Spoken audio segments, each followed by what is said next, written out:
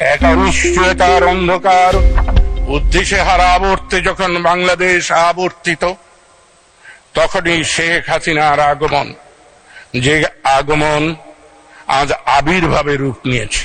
1 minute. অনেক সংগ্রাম, অনেক রক্ত বিসর্জন, অনেক আত্মদান, কালবৈশাখী মরুঝড় মোকাবেলা করেই তার আজকের অবস্থান।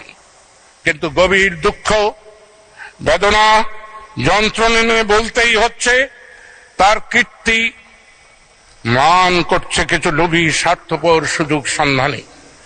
শেখ হাসিনা শুধু আওয়ামী লীগের সম্পদ নয়, বরং তিনি জাতীয় সম্পদ, সম্মান, গৌরব, অহংকার, বাঙালির পরিচয়। তাকে প্রলয়াবর্তে নিক্ষেপ করলে জাতি আবার অন্ধকারে নিক্ষিপ্ত হবে, দিশেহারা পথহারা হয়ে পড়বে।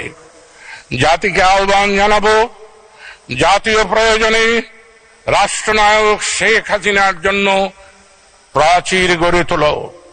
জনপ্রাচীরের চেয়ে মজবুত ও নিরাপদ প্রাচীর আর কিছু হয় না। মাননীয় 1 মিনিট। ধন্যবাদ। জয় বাংলা, জয় বঙ্গবন্ধু, জয় তো শেখ হাসিনা। মিশন 90 সংবাদের পিছনে নয়, ভিতরে ছুটি।